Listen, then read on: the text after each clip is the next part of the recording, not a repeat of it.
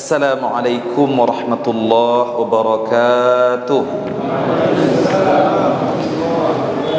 Alhamdulillahilladzi anzala al-Qur'an khalaqal insana 'allamahul bayan.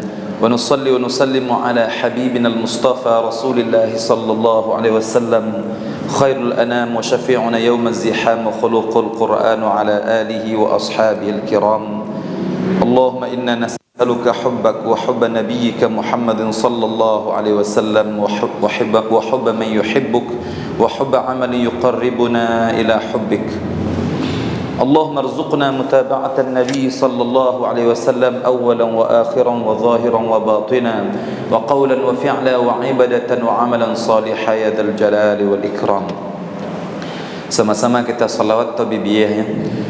Allahumma salli wa sallim ala sayyidi wa habibi wa tabibi qalbi wa jasadi wa ruhi sayyidi Rasulillah Muhammad ibni Abdillah الصادق الأمين وعلى آله وصحبه أجمعين اللهم صل وسلم على سيدي وحبيبي وطبيبي قلبي وجسدي وروحي سيدي رسول الله محمد ابن عبد الله الصادق الأمين وعلى آله وصحبه أجمعين اللهم صل وسلم على سيدي وحبيبي وطبيبي قلبي وجسدي وروحي سيدي رسول الله محمد ابن عبد الله الصادق الأمين وعلى آله وصحبه أجمعين.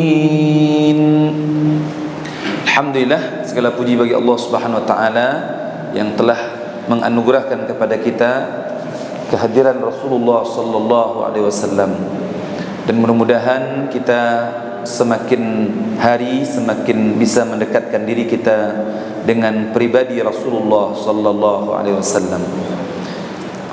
Salawat dan salam kepada Rasulullah sallallahu alaihi wasallam yang mengatakan dalam sebuah hadis dalam kitab Muwatta Imam Malik, Nabi mengatakan, innama bu'ithtu liutammima makarimal akhlaq. Aku diutus oleh Allah Subhanahu wa taala untuk menyempurnakan akhlak-akhlak yang mulia, menyempurnakan ya. Jadi kesempurnaan manusia itu, kesempurnaan tujuan penciptaan manusia itu disempurnakan oleh baginda Rasulullah sallallahu alaihi wasallam. Ada 3 kategori orang yang bisa mencontoh Nabi. Kalau 3 ini dia lakukan atau dia inginkan, maka dia akan bisa mencontoh Rasulullah sallallahu alaihi wasallam. Allah menyatakan ya dalam surah Al-Ahzab ayat 21, A'udzu billahi minasyaitonir rajim. Bismillahirrahmanirrahim. Laqad kana lakum fi Rasulillahi uswatun hasanah liman kana yarjullaha wal yawmal akhir wa dzakarallaha katsira. Lam taukid, qad harfu taukid, artinya sungguh-sungguh bagi kamu pada diri Rasulullah sallallahu alaihi wasallam itu contoh tauladan yang terbaik. Banyak contohnya. Uswatun hasanah nakirah, contoh tauladan yang baik banyak yang kita contoh, sebab Nabi itu memang contoh dalam kehidupan kita. Tapi apakah mungkin kita bisa mencontoh keseluruhannya? Enggak mungkin. Ada orang yang mencontoh Nabi dari segi jenggotnya, ya, jenggotnya. Tapi orang yang tidak tumbuh jenggotnya, ya, dia nggak bisa nyontoh Nabi, nggak bisa dipaksa keluarnya, nggak bisa gitu. Kalau nggak bisa mencontoh Nabi dari segi jenggot, banyakkan sholat sunat. Yang penting apa? Nggak boleh bertengkar dan nggak boleh maksa orang. Sebab Nabi itu contoh dalam keseluruhan kehidupan. Ada yang mampu mencontoh Nabi dari sisi sini, ada yang mencontoh Nabi dari sisi yang lain. Di antara para sahabat itu ada yang kuat puasa, seperti Abdullah bin Rawahah. Dalam peperangan pun dia puasa, padahal sebenarnya dibolehkan untuk berbuka. Dalam peperangan pun sampai sahabat-sahabat yang lain pun cemburu, ya Rasulullah puasa dia. Abdullah bin Rawahah itu sahabat yang paling kuat berpuasa, sebab dia, ya, memahami ayat wa antasumu khairul lakum. Dan kalau kamu berpuasa itu jauh lebih baik bagimu, walaupun dibolehkan untuk berbuka. Bagi orang musafir dalam peperangan itu kan berat itu, ya. Ketika itu Nabi mengatakan, ya Abdullah, apakah kamu berpuasa ini tidak menyusahkan kamu? Ya Rasulullah, dengan puasa ini saya semakin hebat dalam peperangan. Teruskan, kata Nabi. Di satu sisi yang lain, ada sahabat yang memaksakan untuk berpuasa. Dia musafir tapi nggak kuat puasa. Akhirnya apa? Akhirnya letoy, gitu. Disiram sama air oleh sahabat yang lain. Sehingga akhirnya apa? Kata Nabi sallallahu alaihi wasallam, siapa dia? Dia orang yang bermusafir, ya Rasulullah. Loh, kenapa dia puasa? Kan sudah ada keringanan untuk tidak berpuasa. Maka kata Nabi sallallahu alaihi wasallam, tidak ada kebaikan baginya ketika Allah sudah memberikan keringanan dan dia tidak mampu, dia paksakan. Enggak ada kebaikan dalam puasanya, kata Nabi. Nah, coba lihat. Dalam memahami Islam itu kita harus completely. Makanya Allah Subhanahu wa taala mengatakan ittaqullaha mastata'tum, bertakwalah kamu kepada Allah sesuai dengan kemampuanmu. Jangan memaksakan. Dan bahkan kalau kita beribadah itu, kata Nabi sallallahu alaihi wasallam, innallaha la yamallu hatta tamallu. Allah enggak akan bosan denganmu sampai kamu bosan dengan Allah Subhanahu wa taala.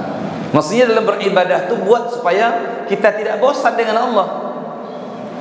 Makanya sesekali atau sekali sebulan pergi Kupang, Soe, ya, perjalanan-perjalanan yang jauh, ajak keluarga makan-makan dan jamak qasar di situ.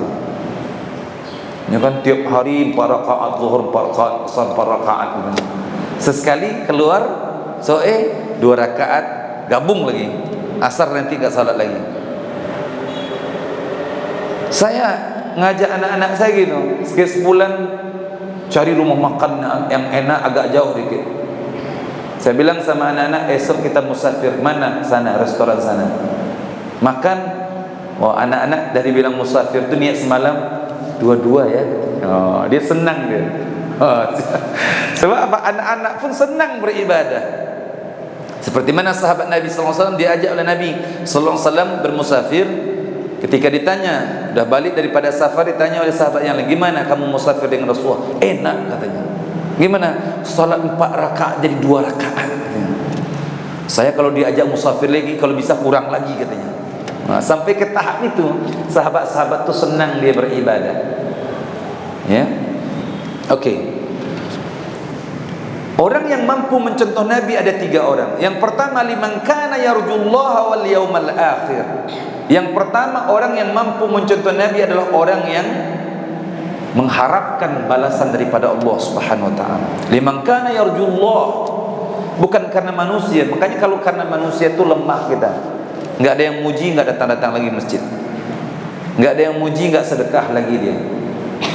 Makanya mengharapkan kita, setiap apa yang kita lakukan itu mengharapkan pahala dari sisi Allah Subhanahu wa taala. Ustaz, apakah kalau seandainya kita mengharap mengharapkan balasan daripada Allah termasuk ikhlas? Iya, ikhlas. Kan ada sebagian orang mengatakan, Ustaz, kalau mengharapkan balasan-balasan, selagi mengharapkan balasan belum ikhlas. Dia enggak mempelajari ikhlas itu terbagi kepada 4. Yang pertama, berbuat karena takutkan azab Allah, ikhlas. Dia berbuat itu takut azab Allah, ikhlas. Yang kedua, berbuat karena inginkan dapat pahala dari sisi Allah, ikhlas. Makanya puasa itu sendiri dikatakan oleh Nabi SAW, man shama ramadhana imanan wa ihtisaban. Ihtisab, siapa yang berpuasa karena keimanan dan penuh pengharapan pahala dari sisi Allah Subhanahu wa taala, ghufira lahu ma taqaddama min dhanbi, maka Allah ampunkan dosanya yang telah lalu. Wah, baru nampak wajah. Tadi gelap saja. Okey. Begitu juga dalam kubur nanti, ya. Dalam kubur nanti kalau enggak ada amal-amal yang kita persiapkan, gelap kuburan kita. Dan kita semua pasti akan menuju kuburan. Enggak ada seorang pun di antara kita yang lepas daripada kuburan. Okey. Yang kedua, ingin dapat balasan, berbuat ingin dapat balasan, itu ikhlas. Naik sedikit. Yang ketiga, dia melakukan suatu amalan karena patuh taat saja kepada Allah, tinggi kedudukan ikhlasnya. Dan kedudukan ikhlas yang tertinggi yang keempat itu adalah dia melakukan suatu amalan, dia rasakan kemahaagungan, kemahajalan Allah Subhanahu wa taala, kemahatinggian Allah di dalam hatinya. Makanya Nabi SAW itu kalau salat malam itu, kan kata Syekh Muhammad Iqbal, kalau kamu ingin berbicara dengan Allah, maka salatlah. Kata Syekh Muhammad Iqbal, seorang penyair Islam di Pakistan. Dan kalau kamu ingin Allah berbicara kepadamu, baca Al-Quran. Maka Nabi kalau salat malam itu 1 rakaat 1 Al-Baqarah, sebab Allah berbicara kepadanya sampai Nabi malu untuk menyetop bacaan Al-Qurannya, sebab Allah berbicara kepadanya. Dan bahkan Nabi berbahagia, gembira Nabi kalau Allah berbicara kepadanya. Seperti mana kalau kita, contohnya seorang yang agung, ya, bercerita, berbicara dengan kita 5 menit aja, dia ngomong sama kita, wah 1 bulan kita omongin terus ya. Kemarin saya ngobrol sama presiden, kemarin saya ngobrol sama presiden, wah gitu. Presiden ngomong sama saya gitu maksudnya. Presiden ngomong sama saya, itu sebulan itu terus yang disebut, bangga dia. Begitu Rasulullah SAW, dia berbicara dengan yang maha agung, atau maha agung berbicara kepadanya, maka dia enggak berhenti membaca ayat itu. Malu dia mau berhenti, atau nikmat dia berbicara dengan Allah sampai bengkak-bengkak kakinya, sampai ke tahap itu Rasulullah SAW ya merasakan kenikmatan. Oh Allah, kalau kita ya Allah imam panjang dikit, kapan mau rukuknya, kapan mau rukuknya, ya kan? Udah mengutuk-ngutuk hatinya. Ya, kadang-kadang imam pun lambat mengucapkan salam supaya imam cepat salam. Ini, ya Allah, jangan sampai ke tahap itu. Ya, Ustaz tahu ya, Ustaz lambat baca salam itu sebab Ustaz baca doa banyak. Dan Ustaz baca doa itu bukan untuk diri Ustaz sendiri. Allahumma inni, sebenarnya kan bisa Allahumma inni a'udzubika min adzabi jahannam, inni kan. Tapi karena Ustaz jadi imam, Allahumma inna na'udzubika inna, ya Allah kami berlindung kepadamu daripada azab neraka jahannam, azab kubur, azab fitnah kehidupan, fitnah kematian, dan kemudian daripada fitnah al-masih dajjal. Dan kami berlindung kepadamu daripada banyak berdosa dan berhutang ya Allah. Ya Allah, Engkau yang membolak-balik hati manusia. Ya Allah, balikkan hati kami kepada dalam ketaatan kepadamu ya Allah. Itu doa-doa yang saya baca sebelum salam. Ini supaya Ustaz cepat salam. Allah, jangan begitu. Okey. Yang kedua, orang yang mampu mencontoh Nabi sallallahu alaihi wasallam adalah orang yang mengharapkan bahawa ada hari pembalasan. Kama tadinu tudan. Bagaimana kamu melakukan, kamu akan dibalas seperti kamu yang kamu lakukan, dan bahkan jauh lebih baik. Man amila salihan min dzakarin aw untha wa huwa mu'min falanuhyiyannahu hayatan thayyibah walanajziyannahum ajrahum bi ahsani ma kanu ya'malun. Tidak seorang pun di antara kamu laki-laki maupun perempuan dia beramal saleh, amal kebaikan-kebaikan, membuang duri daripada jalan, membersihkan WC, melihat ada sampah-sampah, ya, ini kayak debu-debu yang putih-putih nih, ya, ambil, ya kan, masukkan kantong, bisa juga. Kata Nabi sallallahu alaihi wasallam, orang-orang yang membersihkan masjid, ya, dia membersihkan satu debu masjid saja bagi dia bidadari. Masya Allah. Masa enggak mau bidadari? Hadis sahih Bukhari, ya. Haji Kalar. Subhanallah. Saya sudah membayangkan banyak bidadari-bidadari sekelilingnya. Allah, ya.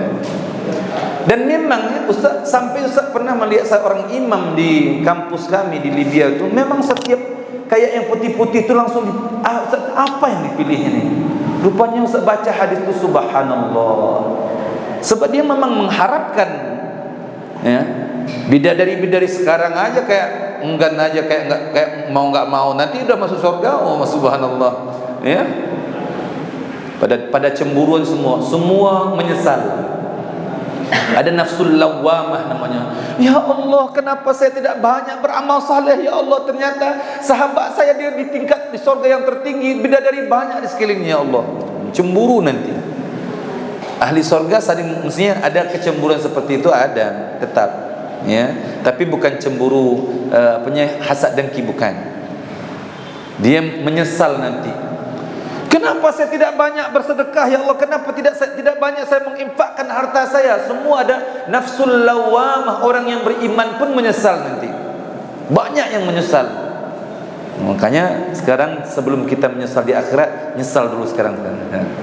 Kalau bisa, ya, menginfakkan harta itu dipaksa sedikit. Kalau ingin kaya, paksa diri. Ingin berani dengan Allah, ingin kaya, berani dengan Allah Subhanahu wa taala. Sebab Tuhan kamu adalah Tuhan yang Maha Kaya.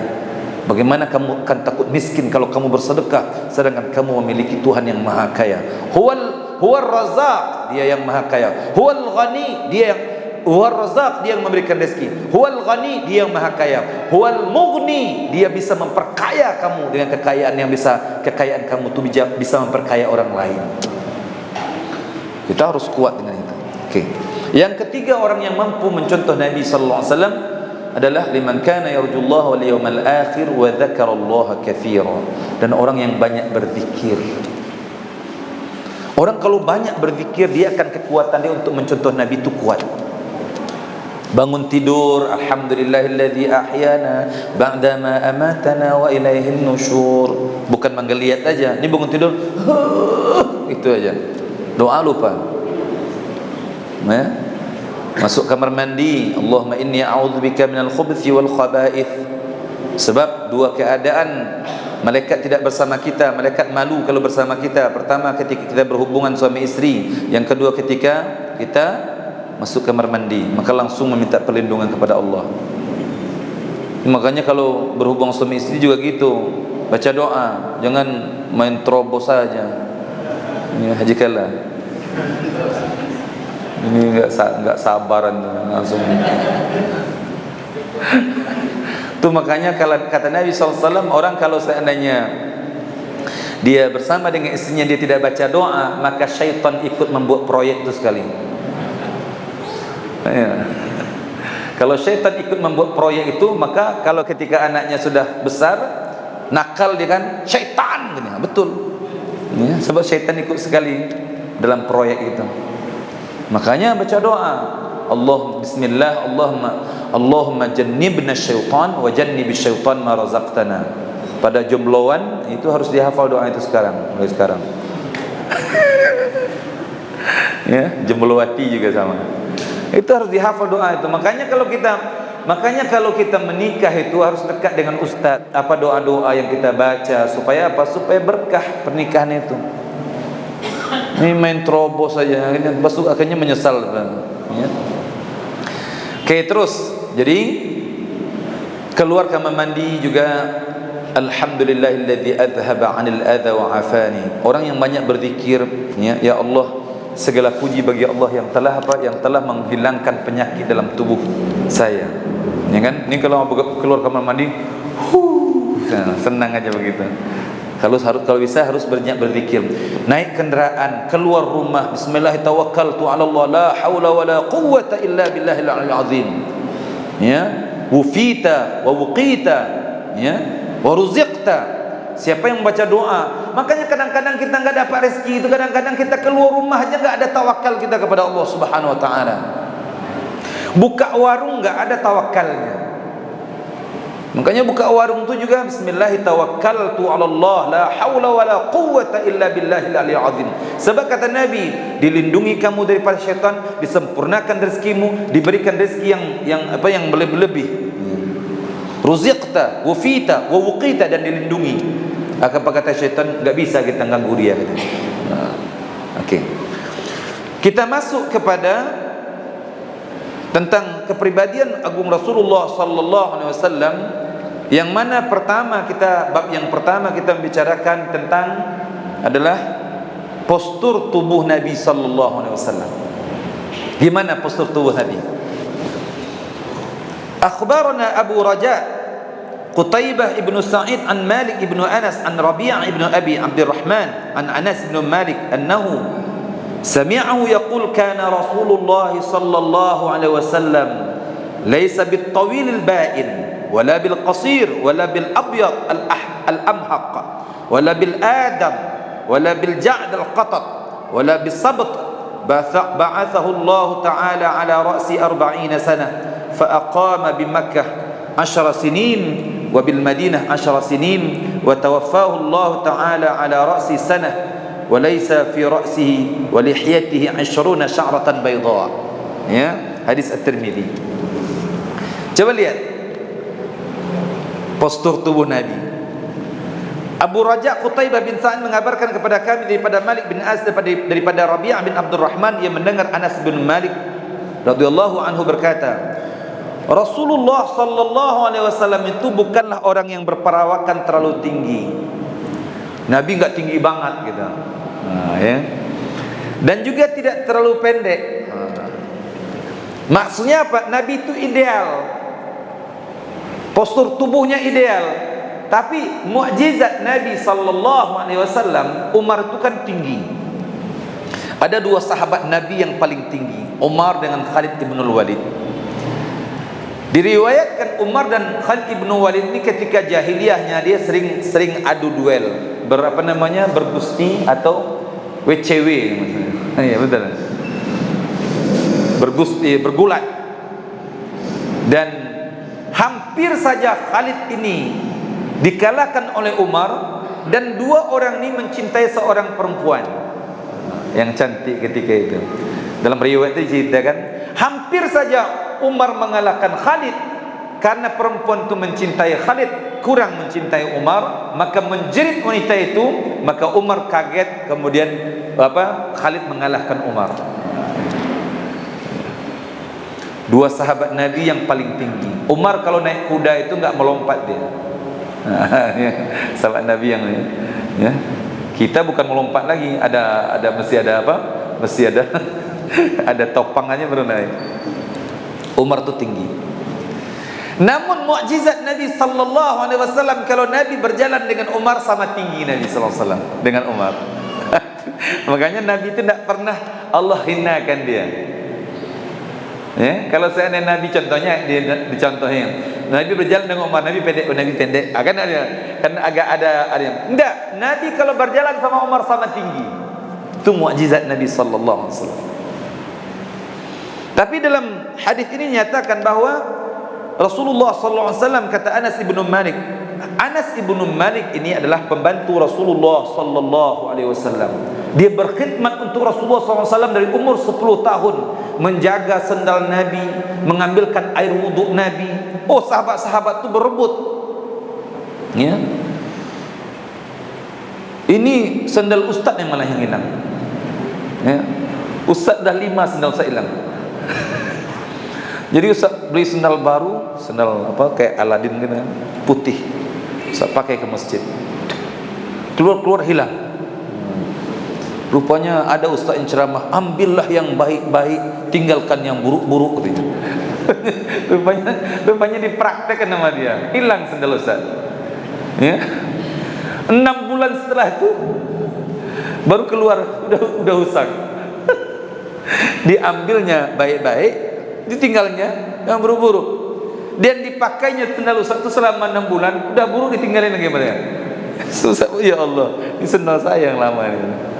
Allah. 5. Dulu tuh sendal ada yang nama Yongki lah, apa macam-macam, hilang sendal ustaz. Ya, oke.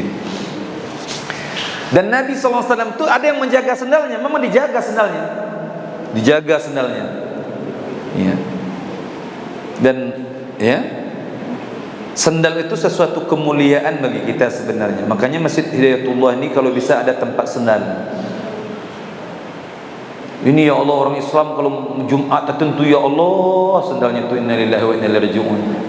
Dan sebenarnya kita tidak layak, tidak ada akhlak kita untuk menginjak sendal-sendal orang lain. Malu kita dengan orang-orang Buddha atau Hindu, itu sendalnya tersusun rapi. Kalau dia keluar daripada tempat ibadah itu, sendal pun tersusun rapi menghadap keluar. Sebab sendal ini kemuliaan kita. Dia yang menjaga kita, dia yang membuat kita tampan, betul nggak? Coba jalan nyeker, pakai baju bagus, ya kan? Sendal celana bagus, jean blueberry contohnya, tiba-tiba nggak pakai sendal jalan. Makanya kita, ya Allah, kita ini kadang-kadang nggak adil. Ini kadang-kadang habis pakai sendal tuh melempar gitu aja. Ini ya Allah, astagfirullah, ya. Kadang-kadang juga kaki juga gitu, baju juga gitu. Baju kadang-kadang habis pakai, masya Allah, ya Allah. Makanya di sini kita perlu belajar akhlak kita, kemudian dengan kepribadian agung Rasulullah SAW. Kemudian Anas bin Malik ini 10 tahun dia berkhidmat untuk Rasulullah SAW, dan dia mengatakan tidak pernah Nabi itu membentak saya. Apatah lagi Nabi SAW mengatakan, Anas, kenapa kau enggak lakukan seperti ini? Kenapa engkau enggak lakukan seperti ini? Enggak pernah. Nabi senantiasa mengatakan, Anas, gini loh Anas. Nah, gitu aja. Nabi enggak mengatakan kenapa, enggak ada Nabi gitu. Kita innalillahi wa inna ilaihi raji'un, marah terus tiap hari. Ya, apalagi ya Allah, masya Allah. Ya. Yang dimarahin istrinya tuh, enggak boleh. Asin banget nih. Kalau masaknya, ini kok enggak ada rasa garam nih. Salah terus ya. Ya Allah, paling-paling kan bahasanya kalau asin, jauh laut daripada kita ya. Kalau asin kan, kayaknya tadi barusan pulang dari pantai ya. Jadi bahasa-bahasa gitu. Ya Allah, subhanallah, Rasulullah SAW itu memang akhlaknya, tidak pernah Nabi itu mengatakan kepadaku, kenapa, enggak pernah, kata Anas. Nabi senantiasa mengatakan, wahai Anas, gini loh Anas. Makanya subhanallah, kita nih ya Allah jauh sekali daripada akhlak Rasulullah SAW. Oke, terus kulitnya tidak terlalu putih dan juga tidak terlalu kecoklatan. Nabi itu kulitnya tidak terlalu putih banget, enggak juga, dan juga tidak kecoklatan. Memang ideal Nabi itu ya. Kalau kita istilahnya kuning langsat lah ya, masanya ya. Nabi itu memang bagusnya, wajahnya itu bagus, kulitnya itu bagus. Ya. Untuk memperbagus kulit ini sebenarnya harus banyak makan kambing. Ya. Sebab kajian dokter, kambing itu akan memperbagus, akan mengencangkan kulit. Nah, tapi jangan takut makan kambing.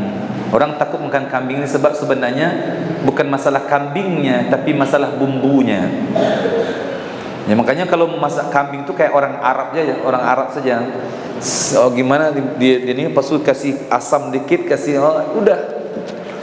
Sebab kambing itu menyehatkan.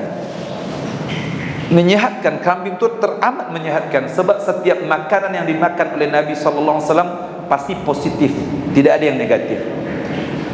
Maknanya kalau ada negatif, bermasalah dengan cara kamu memasak. Makanya kalau di kampung saya di Pariaman tuh memang wah bumbunya ini bumbunya kolesterol tinggi ya kambing itu. Ya, kambing itu kolesterolnya rendah. Dan dia makanan sunnah. Makanya kenapa makan sunnah? Sebab setiap apa yang disunnahkan Nabi SAW, Nabi senantiasa memerintahkan untuk menyembelih kambing, korban kambing, akikah kambing, ya kan? Makanya kambing. Ya, haji kalah insyaallah. Terus, ya siap insyaallah. Kemudian rambutnya ikal, tidak terlalu keriting dan tidak pula lurus kaku. Nah, rambut Nabi itu panjang. Pernah Nabi memanjangkan rambutnya sebahu. Tapi ikal, tidak keriting. Tapi Nabi rambutnya ikal, rambutnya ini. Tapi Nabi dijaga rambutnya itu. Nabi punya sisir. Ini rambut panjang ya Allah, inna lillahi wa inna ilaihi rajiun. Enggak disampo, baunya innalillah wala haula wala quwata illa billahil azim. Nabi itu senantiasa meminyakkan rambutnya, dan kemudian ada kain khusus untuk setelah diminyakkan dengan minyak zaitun, kemudian dilapnya dengan kain itu, sehingga apa? Sehingga enggak menetes minyaknya itu, sehingga bagus mengkilat, bagus rapih rambut Nabi itu. Dijaga betul. Dan kemudian kita jangan punya rambut melebihi bahu. Sebab orang kalau punya rambut melebihi bahu, maka dikhawatirkan dia akan memiliki sifat keperempuanan. Ya. Sebab dikit-dikit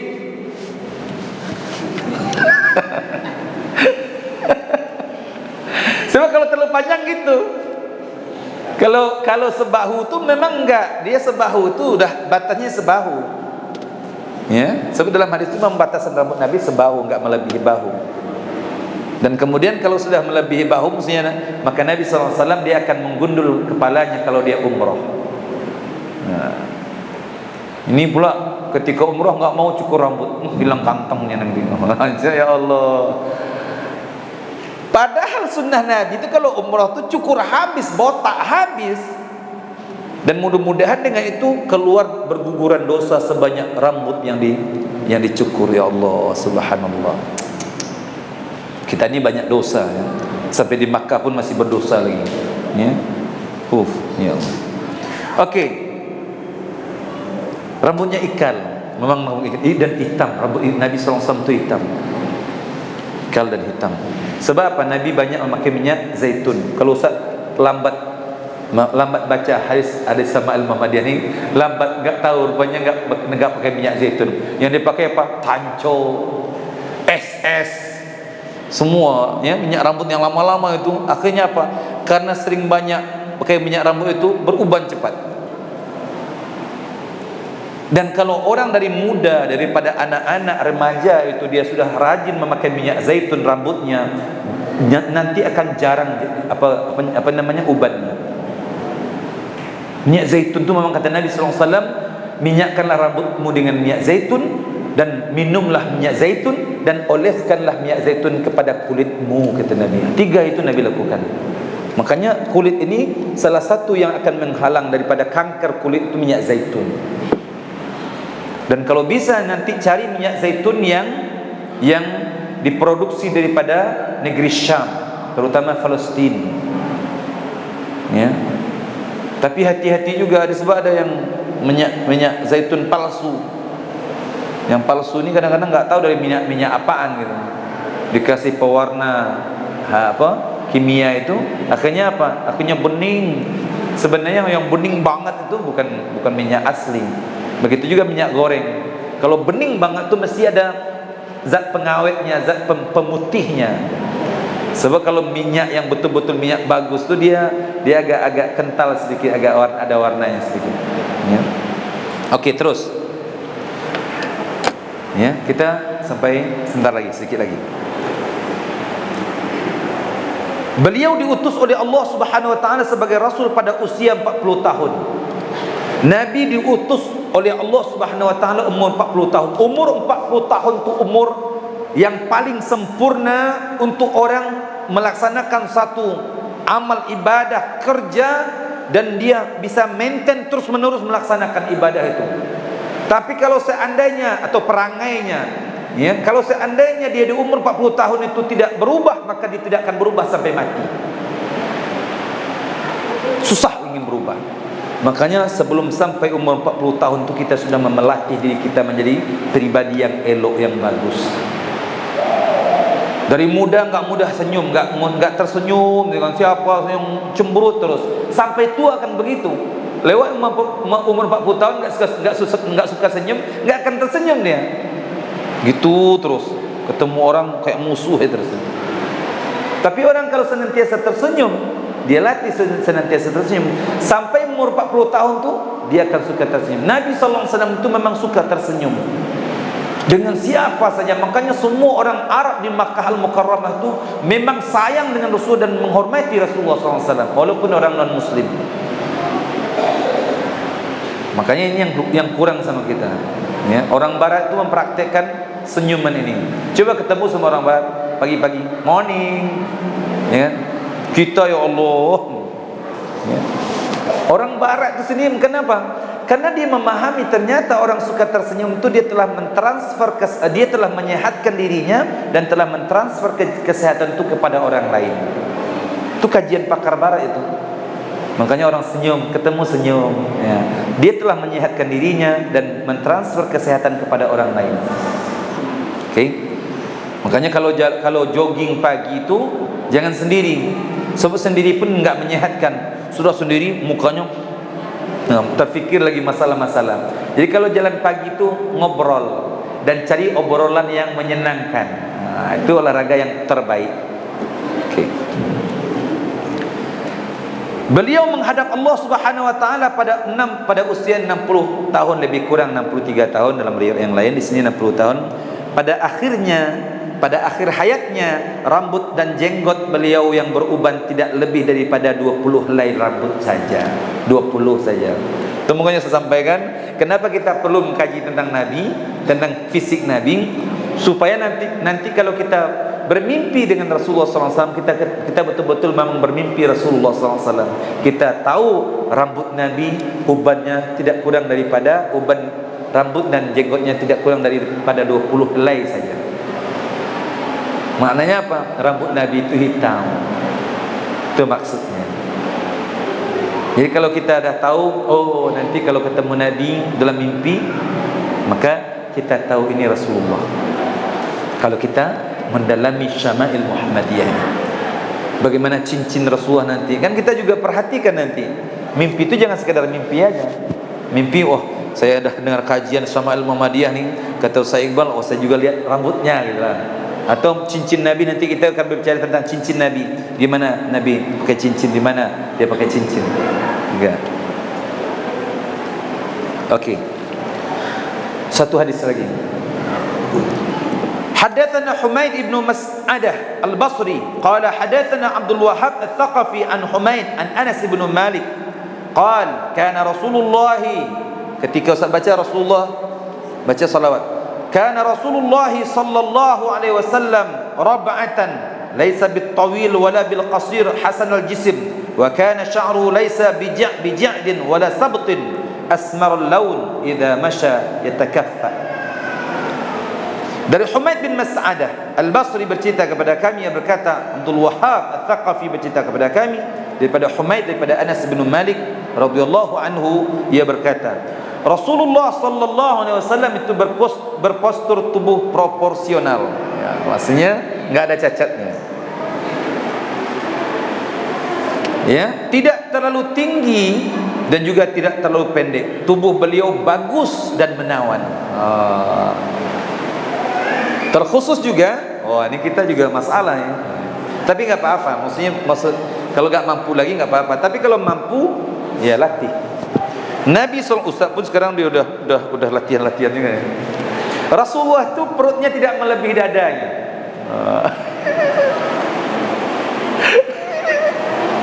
Kena kita ya. Ya Allah ya.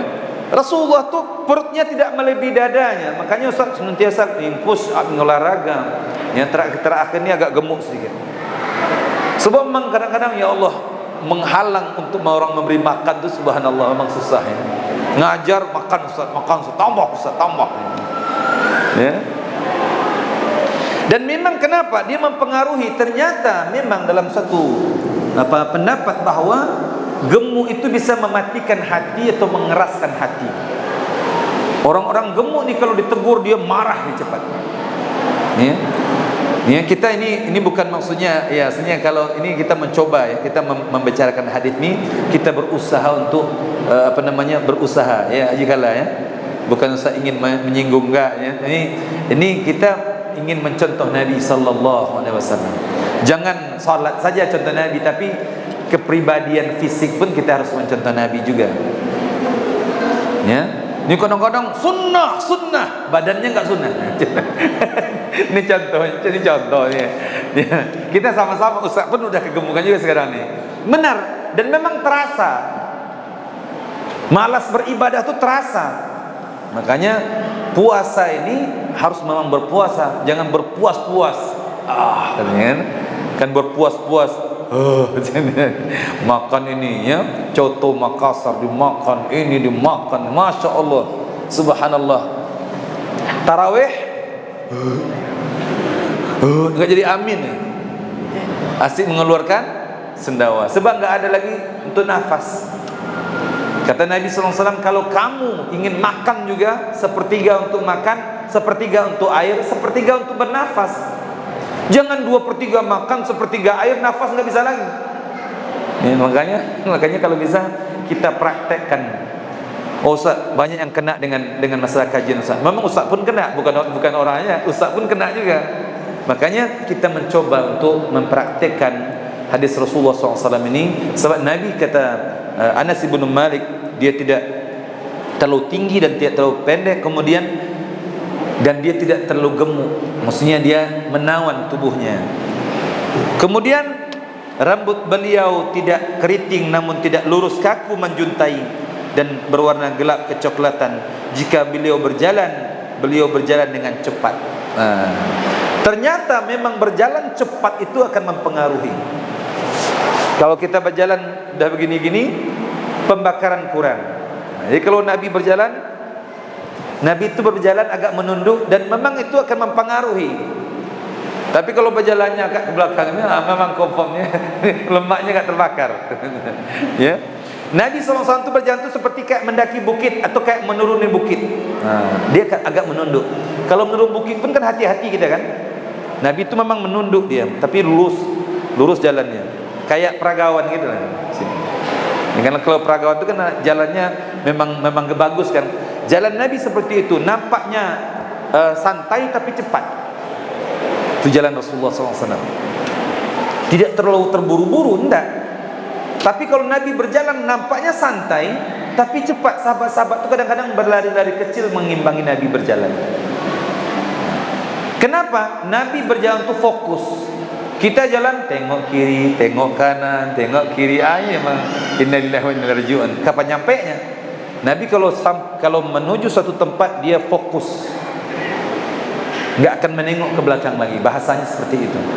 Makanya ada bahasa nenek moyang kita kan, kalau sudah berjalan jangan tengok ke belakang lagi, sebab dia membuyarkan tujuan. Udah. Makanya persiapkan untuk sebelum berjalan. Oke. Mungkin itu yang hadis yang boleh kita sampaikan pada hari ini. InsyaAllah kita batasi. Ada pertanyaan 5 menit tentang tubuh Nabi sallallahu alaihi wasallam ya. Dan memang belajar mendengarkan hadis seperti ini, kita mendapatkan keberkahan juga daripada perawi-perawi hadis ini ya. Makanya agak bersabar dengar hadisnya, dengar daripada an itu. Sebab apa? Kalau kita perdengarkan hadis ini, kita bacakan, maka kita mendapatkan keberkahan daripada ulama-ulama yang telah mengumpulkan hadis ini. Ya, makanya bersabar sedikit, sebab memang belajar ini memang bersabar ya. Dia enggak langsung bacakan langsung ke hadisnya, tapi perawi-perawinya juga saya sebutkan supaya apa? Supaya kita mendapatkan keberkahan daripada hadis yang kita bacakan, sebagai akhlak kita kepada ulama-ulama terdahulu yang telah menyampaikan keilmuan ini kepada kita, insyaallah. Okey, ada pertanyaan? Kalau enggak ada pertanyaan kita tutup ya. Kita tutup dengan subhanakallahumma wa bihamdika asyhadu an la ilaha illa anta astaghfiruka wa atubu ilaik. Wal 'asr innal insana lafi khusr illa alladhina amanu wa 'amilus shalihat wa tawassaw bil haqq wa tawassaw bis sabr wa billahi taufiq wal hidayah wal ridha wal inayah. Assalamu alaikum warahmatullahi wabarakatuh.